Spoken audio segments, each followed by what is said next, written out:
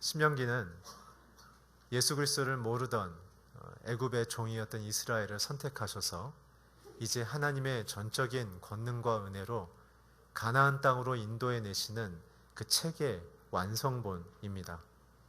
신명기의 목적은 하나님을 모르는 자들이 하나님의 사랑을 깨닫고 그의 사랑과 보호 안에 거하는 것을 기쁘고 감사하게 여기는 것이 첫 번째 단계입니다.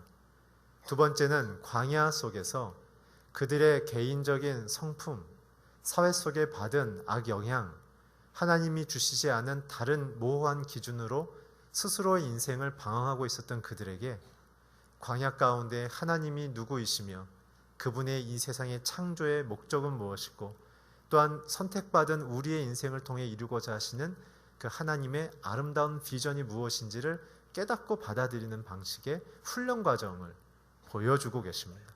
그래서 신명기의 완성은 그 훈련을 받은 성도들이 가나안 땅, 하나님을 경외하진 않지만 부요하며 발전했으며 자긍심이 가득한 그 세상 속에 가서 그들보다 더 뛰어나며 그들을 창조하신 하나님이 누구이신지를 낮은 곳으로부터 진입하는 우리들을 통해서 선포하고 보여주시는 위대한 리더십의 부름을 우리의 인생의 비전과 완성으로 허락하시는 것입니다.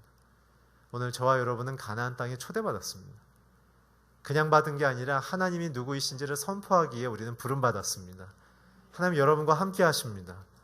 주님이 왜 우리에게 이 장소, 이 시간, 이 가정, 이 직장을 주셨는지를 우리는 물어야 하는 것입니다. 그것이 가나안에 부름받은 자들의 복인 것이죠. 오늘 그러한 와중에 신명기 11장까지는 그러한 부름받은 자들의 그 영적인 대전제가 무엇인지를 설명해 주셨고 신명기 21장까지는 바로 그러한 하나하나의 부름 속에 십계명의 10가지를 핵심 기둥인 십계명의 10가지를 풀어주시면서 하나님이 도대체 우리에게 무엇을 의도하고 이루고자 원하시는지에 대한 삶의 큰 원칙을 설명해 주셨고 이제 22장부터 25장까지는 삶의 소소한 문제들에까지도 우리가 사람들의 갈등의 문제, 성적인 타락의 문제, 유혹의 문제까지도 우리는 어떻게 대해야 되는지에 대한 굉장히 대중소의 스코프별로 하나님께서 우리에게 굉장히 자세한 설명을 해주셨습니다. 이제 오늘 28장은 그러한 하나님의 기준을 받은 자들에게 주시는 그런 완성된 복이 무엇인가, 일상의 삶이 무엇인지를 보여주고 계십니다. 오늘 이 말씀을 통해 여러분들과 제가 그 하나님의 약속된 복 안에 풍성한 인생이 되길 주의 이름으로 축원합니다. 우리 1절과 2절을 같이 읽겠습니다. 시작. 내가 내 형제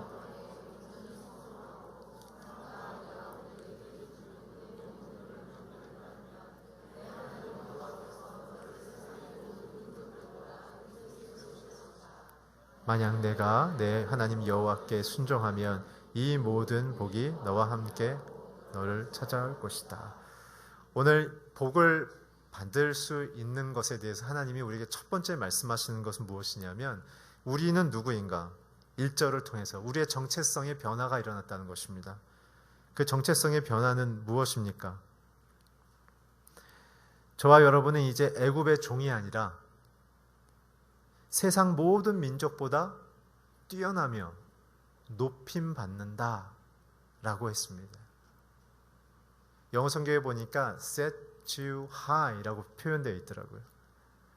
어떤 사람들보다 더 높은 위치, 높은 장소, 높은 곳으로 올라간다는 의미일 수도 있겠지만 더 중요한 것은 무엇이냐면 저와 여러분의 인생 속에 진정한 하나님의 그 영향력의 최고의 위치에 오르게 된다는 것입니다. 사회적 위치에 대한 표현일 수도 있겠지만 그러나 저와 여러분이 말단 신입사원이든 아니면 중견 간부이든 아니면 지역사회에서 작은 자영업을 하든 아니면 대기업에서 큰일을 하든 그것에 대한 이야기로 견주는 것이 아니라 어느 장소에 있든 하나님이 맡겨주신 그 리더십의 영향력을 세상 어떤 사람들보다 더 높은 영향력으로 펼치는 정체성의 변화가 일어났다는 것입니다. 오늘 이것은 오해하지 말아야 될 것은 내가 그런 마음 먹고 내가 필요한 대로 얘기하면 하나님 내게 다 주시는가? 그렇지 않다는 것이죠. 오직 어떤 상황 속에서 가나안 땅을 향해 보내시는 아버지의 그 비전과 그 목적을 우리가 부합받았을 때, 우리가 그것을 동의하며 순종했을 때 우리의 인생 가운데는 이 set you high, 하나님께서 높이 들어쓰시는 영향력의 인생이 되는 것입니다. 이것에 대한 근거는 이것입니다. 출애굽기 19장 4절에서 6절의 말씀을 자막을 통해 함께 읽어주십시오. 시작. 내가 이집트 사람에게 행한 일을 너희가 직접 보았고 독수리 날개에 앉아 내가 너희를 내게로 데려온 것을 보았다. 그러니 이제 너희가 내게 온전히 순종하고 내 언약을 지키면 너희는 모든 민족들 가운데 특별한 내 보물이 될 것이다. 너희는 내게 제사장 나라 거룩한 민족이 될 것이다. 너는 이 말을 이스라엘 백성에게 전하여라. 오늘 이 말씀은 여러분들이 부부끼리도 전해야 하며 자녀에게도 전해야 합니다. 평생 전하셔야 합니다. 오늘 주님께서는 막 출애굽한 아직도 노예의 습성과 근성이 있고 좌절과 실패와 열등의식이 가득한 하나님을 마음의 중심에 모시지 않은 이스라엘을 향하여 굉장한 신분 변화의 정체성에 대한 축복을 해주시죠. 세 가지입니다. 첫째, 너는 내 소유가 됐다. 굉장히 귀하고 아름다운 보배라는 히브리 단어를 쓰셨습니다. 딱 이곳에 한 곳에 쓰인 히브리 단어입니다. 그것은 무엇이냐면 하나님의 이제는 소유가 되어지고 자녀가 되어져서 이제는 세상 어떠한 것도 우리의 인생의 결정권을 영향력을 미칠 수 없게 됐다는 사실입니다. 오늘 하나님 안에 거하는 자만이 승리합니다. 오늘 하나님만이 내게 전적으로 영광과 능력을 부어주십니다. 오늘 그 믿음 속에 있는 그 관계를 유지하는 자가 오늘 이 신명기에 주어지는 모든 복을 받을 것이라는 것입니다. 그래서 첫 번째, 하나님과 나와의 친밀한 관계를 기초로 하는 것입니다. 그 친밀한 관계의 핵심은 무엇입니까? 하나님은 내 인생의 결정권자라는 사실을 인정하는 것입니다. 주님은 나를 소유 삼았다는 것을 인정하는 것입니다. 그래서 모든 내 인생의 선택과 모든 정보의 해석에 있어서 하나님은 무엇이라 생각하실까? 하나님은 무엇을 내게 이루고자 하실까라는 그 두 가지의 관점에서 매 선택의 순간에 멈춰서 기도하십시오. 하나님의 뜻을 구하십시오. 그러면 이 모든 약속된 복이 저와 여러분의 인생에 들어온다는 것입니다. 교회 다닌다고 해서 내가 결정한 모든 것이 하나님의 것이다. 하나님의 선택이 아닙니다. 나의 열심이 하나님의 비전이라고 생각하면 안 됩니다. 하나님께로부터 확인받으셔야 합니다. 그리고 기다리셔야 합니다. 가나안 땅을 들어가기 위해서는 40년을 기다렸듯이 저와 여러분이 하나님이 허락하는 그 순간까지 기다렸을 때 그 복은 완성되는 것입니다. 두 번째의 개념은 무엇이었습니까? 제사장 나라가 된다는 것이죠. 제사장 나라는 무엇입니까? 하나님이 누구이시며 그분이 이 세상의 창조주고 통치자며 구원자라는 사실을 온전히 인격적으로 받아들여서 그분만을 기뻐하기로 결정하는 것입니다. 모든 지식이 그로부터 출발했으며 모든 사회의 권위가 그로부터 출발했음을 믿는 것이 제사장인 것이죠. 그래서 우리는 하나님의 영광 안에 있을 것을 기뻐하는 것이 제사장입니다. 여러분들의 가정이 하나님 안에 날마다 거하기를 주의 이름으로 축원합니다. 그래서 제사장이 서는 곳에는 사람들이 무엇을 받습니까? 하나님의 영광을 받습니다. 우리는 하나님의 영광을 대표하는 그 인생의 목표와 방향성을 갖고 있었을 때 하나님은 우리에게 안전과 평화와 오늘 앞으로 보게 될 이 모든 복을 다 주시겠다는 것입니다. 왜요? 우리가 하나님의 자녀로서 복을 받아야 하나님이 누구인지가 설명이 되니까. 그 얘기는 무엇입니까? 그의 자녀들이 하나님을 아비로 온전히 사랑하는 그 친밀감과 그분의 이름과 그분의 목표에 대한 온전히 헌신이 이루어지는 제사장의 삶이 드려지고 있어야만 하나님은 그 모든 것을 허락하신다는 것입니다. 마지막 세 번째 뭐라고 강조했습니까? 거룩한 나라라고 얘기했습니다. 거룩한 나라는 하나님의 그 내용을 가진 성도들이 하나님을 모르는 내용이 없는 자들과에 대한 관계를 의미하는 것이죠. 하나님을 보여주고 비춰주는 것.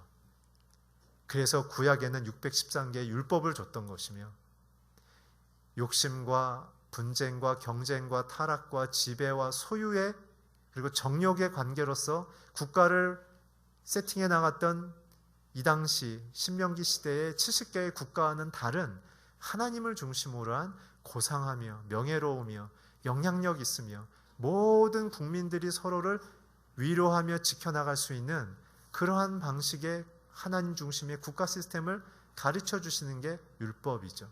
그래서 신앙은 영성도 있어야 되지만 그 영성의 열매는 반드시 사회성으로 나타나야 되는 것입니다. 믿음이 좋을수록 사회에서 건강한 인격과 건강한 판단력과 다른 사람을 배려할 수 있는 경제적인 기회의 균등의 섬김으로 나가야 되는 것이죠.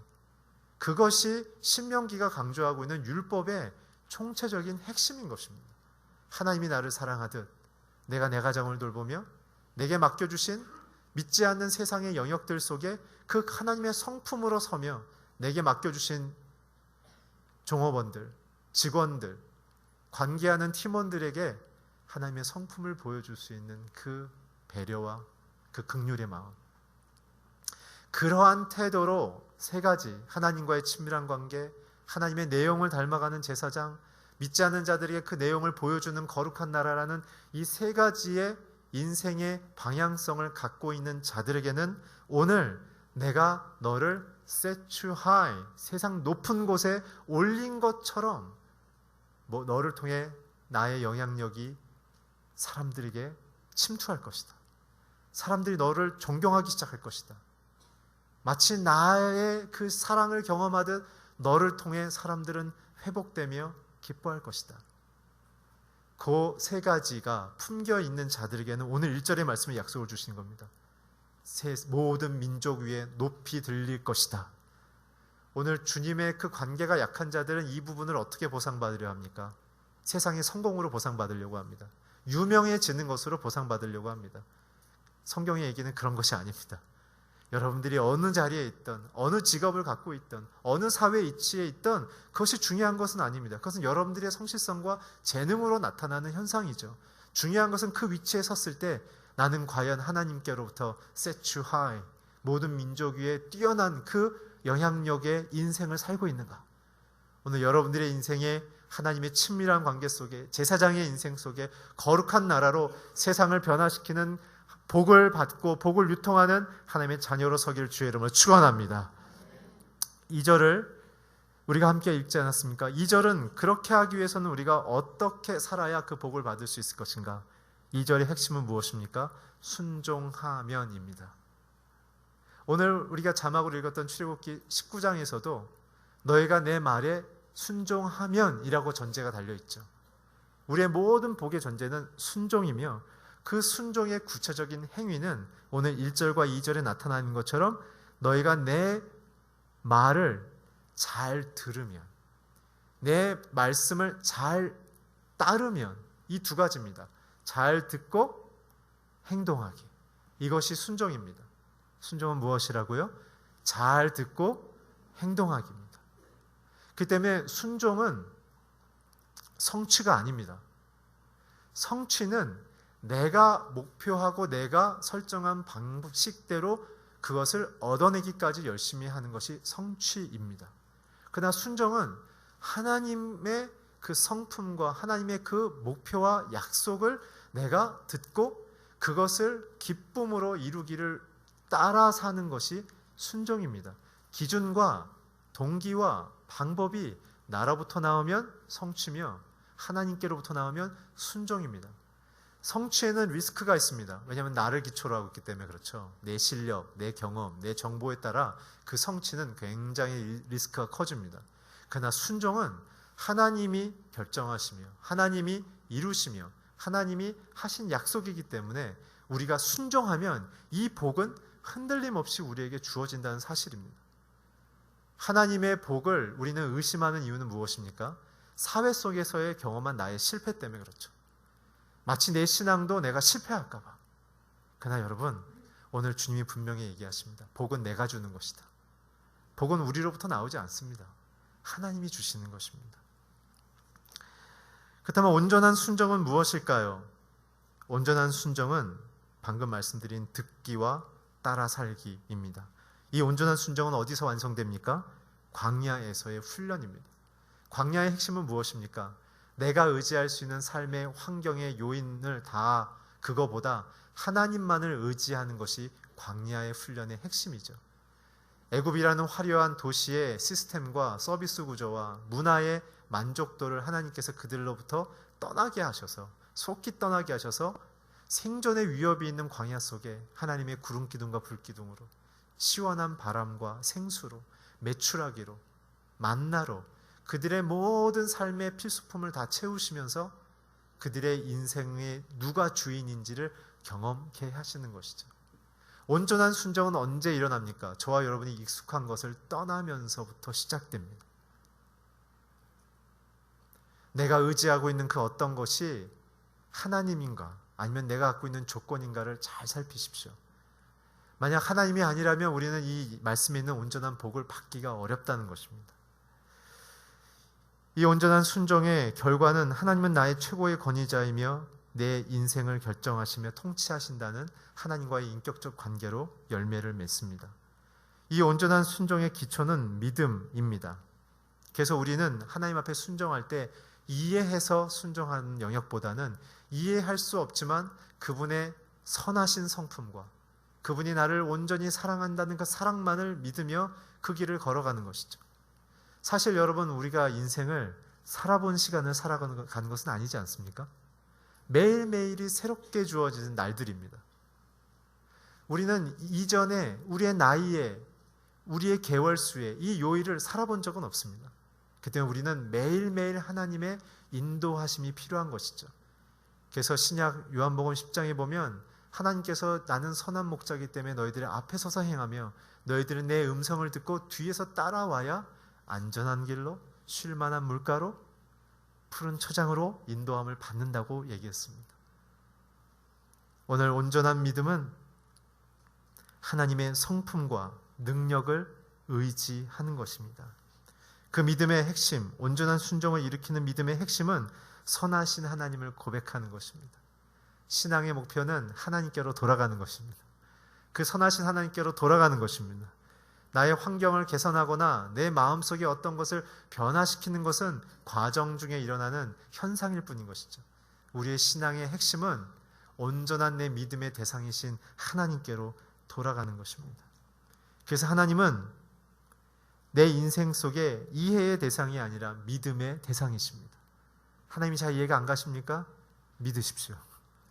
그 선하신 주님을 의지하십시오. 그 선하신 주님이 나를 돌보고 있다는 것을 여러분 기뻐하십시오. 그것이 믿음입니다. 우리는 이해의 인생을 살기 때문에 피곤한 것입니다. 왜냐하면 세상의 모든 정보조차도 우리는 다 이해하지 못하기 때문에 그렇죠. 하물며 하나님은 우리가 어떻게 이해하겠습니까? 여러분, 남편을 다 이해해서 사십니까? 아내를 다 이해해서 사십니까? 믿기 때문에 사는 거 아니겠습니까? 할렐루야. 이해는 나의 수준에서 받아들이는 것이기 때문에 그렇습니다. 그러나 믿음은 하나님의 약속의 단계에서 받아들이는 것이기 때문에 우리는 그분이 약속한 그 모든 복을 믿음으로 받아들이면 저와 여러분의 삶 속에 이해하지 않아도 주어지는 줄 믿으시기 바랍니다. 그래서 우리는 인생의 우선순위를 점검해야 되는 것이죠. 하나님을 제일로 여기는 자가 복을 받는다. 이것이 오늘 성경의 이야기입니다. 이제부터 3절부터 5절까지 3절부터 10절까지 긴 9절 동안 하나님께서는 이제 아무것도 갖고 나오지 않는 상태처럼 지내왔던 광야의 인생을 이제 멈추고 다시 애국과 같은 굉장한 시스템이 있는 가나안 땅에 들어갔을 때 그들에게 주어지는 모든 사회 시스템으로부터 받는 그 베네피트, 월급과 재산과 사회적 관계와 기회들과 건강과 문화적 기쁨과 자신들의 미래의 가능성의 그 근원에 대하여 헷갈리지 말고 그것을 공급하시는 분이 하나님인 것을 기억하라는 메시지 속에 3절부터 10절까지 복에 대한 내용을 설명하는데요. 일단 먼저 3절부터 10절까지의 내용을 간략하게 보면 3절은 들에서도 그리고 도시에서도 복을 받는다고 그랬죠.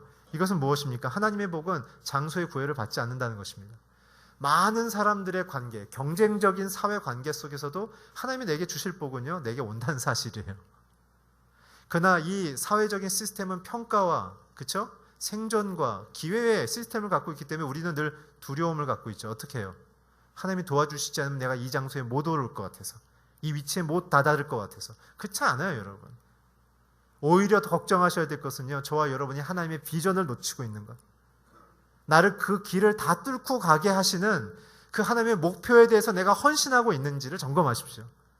하나님은 애굽에서도 그들을 건지셨고 죽음의 땅인 광야에서도 40년 동안 그들을 건지셨으며 강력한 기득권 세력인 가나안 땅에서도 그들을 통해 가나안 땅이 뒤집혀지는 역사를 일으키는 역사의 주관자십니다. 이스라엘이 뭘 갖고 있었을 때? 하나님의 그 부르심의 비전을 놓치지 않았을 때. 오늘 우리의 위기는 하나님의 비전을 놓쳤다는 사실입니다. 비전이 있는 사람은요, 세상 속에서 어떤 경쟁 속에 있든지 간에 하나님의 그 약속, 그 비전, 그 장소에 하나님이 이르게 하십니다. 오늘 하나님이 복의 비전을 갖기를 주의 이름으로 축원합니다. 4절은 무엇입니까? 4절부터 5절까지의 말씀은 나로부터 시작해서 나의 삶에 주신 소유의 모든 삶의 영역들, 먹는 것, 재산, 내게 주시는 영향력의 그 모든 영역까지 동심원처럼 쭉 퍼져나가는 모습인데, 이것은 무엇이냐면 하나님이 한 부분만 축복하는 게 아니라 우리의 전인격을 축복한다는 거예요. 영혼만 축복하는 게 아니라 여러분들의 지갑도 축복하세요. 근데 오해 없이 들으세요. 그 지갑에 하나님이 재정을 주시는 이유는 첫째는 여러분들의 가정을 잘 돌보려는 것이고, 두 번째는 재산을 증식시키라는 게 아니라 하나님의 비전을 위해서 여러분들이 쓰라는 거예요. 고아와 과부와 객과 나그네를 위해서 쓰십시오.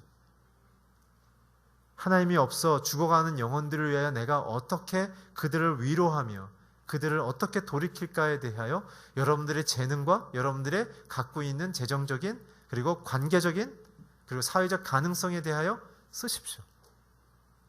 그것을 얘기하시는 것입니다. 그렇다면 내가 너에게 계속 부어줄 것이다.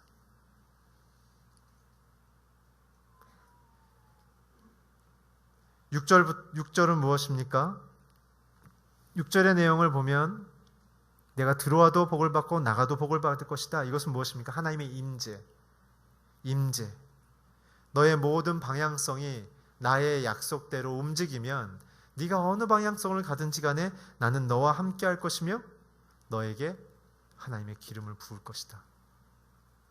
그래서 여러분들 사회적 통념의 이 루트를 너무 신뢰하지 마십시오. 특별히 여러분 자녀들에게 갖고 있는 하나님의 다양한 가능성에 대하여 여러분들 축복하십시오. 그것이 하나님이 여러분들에게 주신 복을 흘리는 또 다른 방법인 것이죠. 7절에 보면 어떤 얘기 나와 있습니까? 여호와께서 내게 대항해 들고 일어서는 원수들이 내 앞에서 얻어맞게 할 것이며 그들이 한 길로 왔다 일곱 길로 갈 것이다 라고 얘기했죠. 이것은 완전한 승리를 얘기하는 것입니다. 환경과 내가 갖고 있는 어떤 조직적인 힘으로 맞서는 것이 아니라 하나님이 함께 하시면 나를 대적할 자가 없다는 뜻이에요. 내가 하나님의 뜻과 비전 안에 거하여 그 길을 묵묵히 가고 있다면 세상에 어떤 강력한 조직과 사람이 밀어붙일지라도 압력은 받겠지만 우리는 절대 넘어지거나 실패하지 않는다는 사실입니다. 그래서 주님만이 우리의 보호자며 산성이며 방패시며 우리의 권능이신 것입니다. 저와 여러분의 인생의 복의 길을 누가 결정하십니까? 하나님이십니다. 그 길을 순종하기로 결정한다면 그 길을 누가 막겠습니까? 아무도 막을 수가 없습니다. 레위기 26장 7절에서 8절에 이런 말씀이 이것을 부연하며 설명합니다. 함께 읽어주세요. 시작. 너희가 너희 원수들을 이길 것이며 그들이 너희 앞에서 패배할 것이다. 너희 가운데 5명이 원수를 100명을 이길 것이며 너희 가운데 100명이 원수를 1만 명을 이길 것이며 너희 원수들이 너희 앞에서 패배할 것이다. 아멘. 주님의 그 관계 안에 거할 때 이런 복이 임한다는 사실입니다. 하나님 믿으시기 바랍니다. 그 주님의 인도하심을 믿으십시오. 이 모든 과정을 통해서 봤을 때 그렇다면 우리는 좀 정리해야 됩니다. 복은 무엇입니까? 복은 출애굽기 3장 15절을 통하여 우리가 찾아낼 수 있습니다. 우리 함께 자막을 통해 읽어주세요. 시작. 하나님께서 또 모세에게 말씀하셨습니다. 이스라엘 백성에게 말하여라. 여호와 너의 조상의 하나님 곧 아브라함의 하나님, 이삭의 하나님, 야곱의 하나님이 나를 너희에게 보내셨다라고 말이다. 이것이 내 영원한 이름이요 대대로 기억해야 할 내 이름이다. 우리의 진짜 복은요 하나님이세요. 우리의 짧은 신앙의 감각적 신앙의 복의 개념은 소유에 자꾸 두죠. 위험한 것입니다. 모든 프로퍼티, 이 소유물에 대한 것은 하나님의 비전을 이루기 위해서 공급되는 것이지 그것이 우리의 신앙의 목표가 아닙니다. 신앙의 목표는 무엇이라고요? 아브라함의 하나님, 이삭의 하나님, 야곱의 하나님이 과연 내 인생에 함께 하시는가? 내가 애굽에 갈 때도 동행하시고 내가 가나안 땅에 갈 때도 동행하시며 내가 어떤 광야에 있을지라도 주님 나와 동행하시는가? 그것이 중요한 것이죠. 하나님이 함께 하시면요 그분 안에 있는 모든 지혜와 부귀와 존귀가 내 인생에 공급되는 것입니다. 그러나 하나님과의 관계가 끊어지면요 하나님의 그 공급은 없습니다. 그렇다면 우리에게 있어서 진짜 궁극적으로 추구해야 될 것은 무엇입니까? 하나님이십니다. 하나님의 그 이름, 하나님의 그 비전, 하나님이 나를 통해 이루고자 하는 그 아름다운 일들을 내가 기쁨으로 받아들였을 때 하나님은 나를 역사 속에 드러내기 시작하며 사람들 앞에 구심처럼 내세우기 시작하며 사람들에게 영향력을 줄 수 있는 모든 민족 위에 뛰어난 민족으로 세우기 시작하시는 것입니다. 그래서 부는 두 가지 차원으로, 복은 두 가지 차원으로 나타납니다. 첫째는 물질적이고 현세적인 차원으로 나타나며 두 번째는 영적이고 내세적인 차원으로 나타나죠. 첫 번째 물질적이고 현세적인 차원의 복은 무엇이냐면 주로 구약에 나타나죠. 외형적이고 그리고 사회적인 어떤 소유의 형태로 나타납니다. 특별히 물질적인 측면이나 권세의 측면에서 나타나죠. 그러나 신약에 와서 예수 그리스도는 이걸 어떻게 완성하셨냐 하면 마태복음에 있는 팔복의 내용처럼 내적이며 영적이며 영원한 하나님의 뜻과 연결되는 방식으로 복을 이끌어 가신다는 거죠. 왜요? 하나님이 두 가지 복을 다 주십니다. 그러나 우리가 물질적인 부여를 받을수록 우리가 어떠한 하나님의 도우심을 받을수록 우리는 어느 방향으로 가야 한다고요? 하나님은 누구이시며 그 영원하신 생명은 얼마나 존귀한 것이며 하나님이 갖고 있는 그 아름다운 내용은 얼마나 아름다운 것인지로 우리는 가져가야 되는 것이죠. 예수를 믿으면서 현세적인 복으로만 멈춰 있는다면 그것은 하나님을 모르는 것입니다. 그래서 예수님은 이 모든 하나님의 공급과 하나님의 완성과 사회뿐만 아니라 하나님의 나라에서까지 이루는 그 복에 대한 총체적 개념을 이렇게 마무리해 주십니다. 우리 요한복음 15장 5절을 함께 읽겠습니다. 시작. 나는 포도나무여 너희는 가지다. 그가 내 안에 있고 내가 그 안에 있으면 그 사람은 많은 열매를 맺는다. 나를 떠나서는 너희가 아무것도 할 수가 없다. 이 땅에서 우리는 나그네와 같은 비유로 삽니다. 하나님과 동행하지 않으면 우리는 아무것도 할 수 없습니다. 주님이 우리를 보호하지 않으면 우리는 세상에 밟힙니다. 우리는 주님 없으면 이 세상에 살아갈 소망과 기쁨을 잃어버리는 것이죠. 오늘 예수께서 우리에게 복에 대한 그 핵심적인 모델과 모형을 어떻게 설명하십니까? 바로 포도나무인 것이죠. 아무 열매를 맺을 수 없는 가지를 예수 그리스도인 그 포도나무에다가 접붙임하면 예수님으로부터 공급되는 그 뿌리로부터 공급되는 수분과 영양분을 통해 그 말랐던 가지에 포도나무, 줄기와 뿌리의 그 성품과 그 DNA를 갖고 있는 열매가 우리를 통해 저절로 맺혀지기 시작한다는 것입니다. 그것이 복입니다. 그렇다면 열매의 가장 아름다운 순간은 언제죠? 맛있게 먹힐 때입니다. 이 이야기는 우리에게 있어서도 하나님의 부요함을 허락하시는, 하나님의 임마누엘 동행을 허락하신 것뿐만 아니라 우리가 맺혀지는 열매를 통해 나의 교우와 가족들뿐만 아니라 믿지 않는 자들이 내 삶을 통해 주어지는 열매를 먹고 공급을 받음을 통해 그들 안에 그 과일의 아름다운 향기와 그 단맛과 그 소중함을 경험하게 함을 통해 그 나무에 대한 가치를 깨닫게 하는 방식인 것입니다. 오늘 하나님이 저에게 복을 주는 이유는 하나님이 진정 모든 인류의 생명이요 길이요 진리라는 복이 되시기 때문에 그렇습니다. 오늘 저와 여러분의 이 아름다운 사명을 매일매일 누리고 싶지 않으십니까?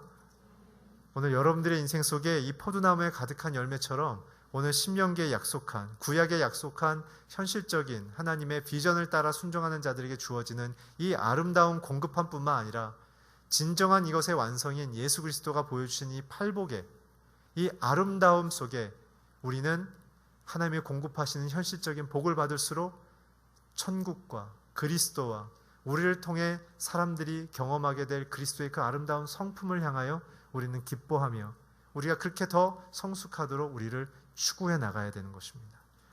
오늘 제 설교를 마감하면서 팔복의 마태복음을 읽고 제가 마친 기도를 하겠습니다. 우리 자막을 통해서 함께 읽겠습니다. 시작. 복되도다 마음이 가난한 사람들은 하나님 나라가 그들의 것이다. 복되도다 슬퍼하는 사람은 그들에게 위로가 있을 것이다.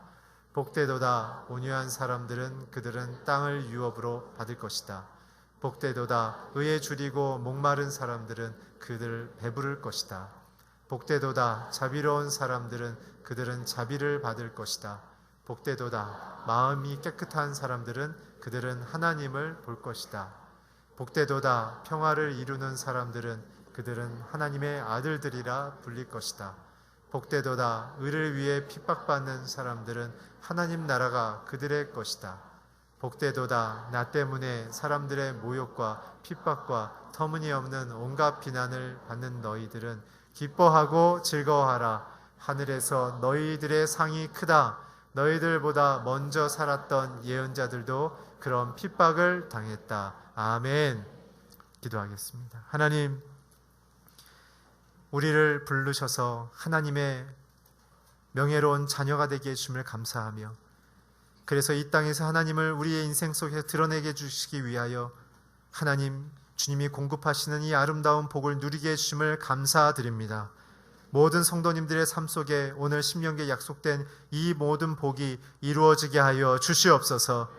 또한 이 복을 통하여 예수께서 말씀하셨던 팔복의 이 명예롭고 아름다운 천국 시민으로서의 성품과 영향력이 우리의 삶을 통하여 세상에 흘러가 우리가 어떤 민족보다 뛰어난 민족이 되도록 어떠한 사람들보다 뛰어난 하나님의 아들과 딸들이 되도록 우리를 주께서 복 주시옵소서. 예수 그리스도의 이름으로 기도했습니다. 아멘.